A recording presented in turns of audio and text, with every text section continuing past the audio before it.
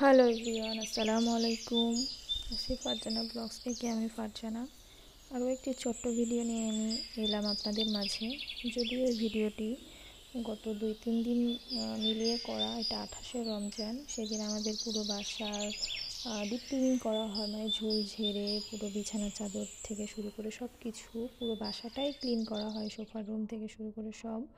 তো আমি যতটুকু পেরেছি টুকটুক করে করে দিয়েছি। আমার অন্য কাজ করছিল আর আপনাদেরকে আমি বলেছি যে আমি একটু অসুস্থ, রেগুলার ভিডিও দিতে পারবো না। তো আপনাদের কাছে অনুরোধ থাকবে যে কেউ আমাকে ভুলে যাবেন না, আমি বেশ অসুস্থ। হয়তো আস্তে আস্তে ভিডিও দেখতে দেখতে আপনারা জানতে পারবেন আর আমি বলবো যে আমি কেন অসুস্থ। তো দেখতে পাচ্ছেন এই রুমটাও আমি করে দিয়েছি, আম্মু ঝুল ঝেড়ে দিয়েছে, আমি বললাম আমি গুছিয়ে দিচ্ছি, যেহেতু আম্মু একা আর আমি অসুস্থ, আম্মু একা অনেক চাপ হয়ে যায় আম্মুর। তো এটা মানে ঘরটর গুছিয়ে নিই। আর সেই দিন অসুস্থতার কারণে আমি বেশি কিছু করতে পারিনি, আমি গুছিয়ে দিয়েছি, আম্মু ঝাড়ু দিয়ে নিয়েছে। সন্ধ্যার দিকে আমার বর আমার ভাইয়ার গাড়িটা নিয়ে আসছে, তার ছোট ছোট বোনদেরকে ঘুরতে নিয়ে যায়।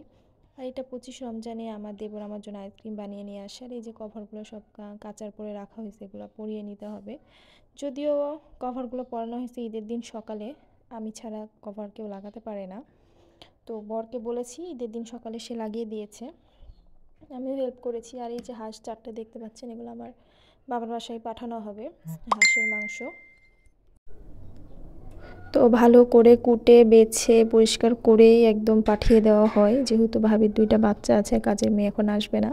মূলত এটা চাঁদ রাতের দিন পাঠানো হয়, আর চাঁদ রাতের দিন আমাদের বাসায় বিরিয়ানি রান্না করা হয়। আমি একটু বিরিয়ানি খাই, আর বিরিয়ানি যে খুব বেশি পছন্দ রোজা রেখে সেটা না, তো আমি খুব অল্প খাই। আর রাতে আমার চাচি শাশুড়ির বাসায় রান্না হয়েছিল ভাত, তো আমাকে আর আমার শাশুড়িকে ডাকে, আমরা যেয়ে ভাত খেয়ে আসি।